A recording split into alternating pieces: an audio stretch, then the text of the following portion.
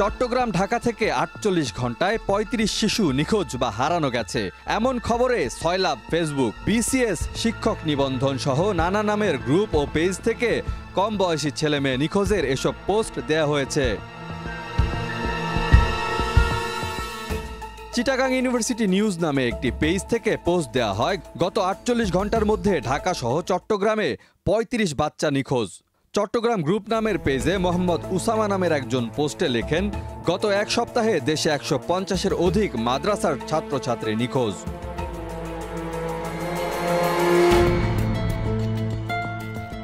নিখোঁজের এসব পোস্ট আবার শেয়ার দিচ্ছেন এক শ্রেণীর নেটিজেন। এতে জনমনে আতঙ্ক ছড়িয়েছে। তবে খোঁজ নিয়ে জানা গেছে এগুলো শুধুই গুজব।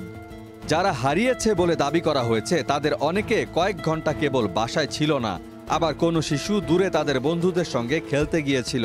নিখোঁজ শিশুদের পোস্টগুলোতে কয়েকজনের মন্তব্য থেকে জানা গেছে কয়েক কিশোর কিশোরী নানা কারণে নিজেই বাড়ি থেকে পালিয়েছে।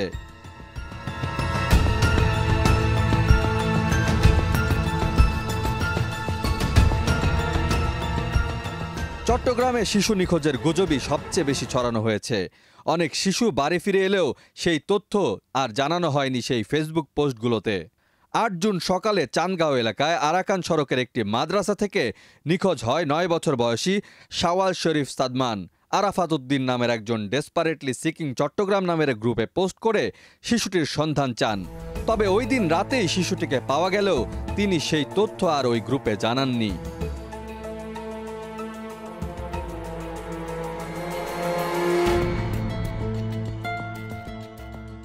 চট্টগ্রামের কোতোয়ালি জোনের সহকারী পুলিশ কমিশনার অতনু চক্রবর্তী বলেন, এ ধরনের শিশু নিখোঁজের বহু পোস্ট আমাদের চোখে পড়েছে।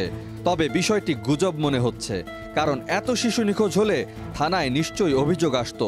৪৮ ঘন্টায় ৩৫ বাচ্চা নিখোঁজ, এই ব্যাপারে কি সিএমপির কোনো বক্তব্য আছে কিনা বা আপনারা কি বলছেন? এই বিষয়ে আমাদের এখনো কোনো আমরা কাগজ কলমে কোথায় কিছু পাই নাই। এগুলা কে দিচ্ছে না দিচ্ছে আমাদের কোনো জানা নেই। আপনারা কি কোনো ব্যবস্থা নিচ্ছেন কিনা বা এই ব্যাপারে?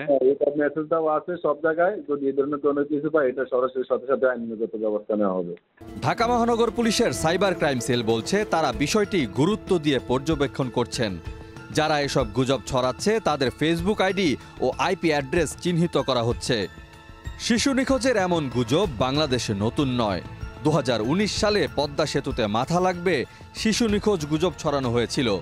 গণপিটুনির ঘটনায় নির্মম মৃত্যুও দেখেছিল বাংলাদেশ।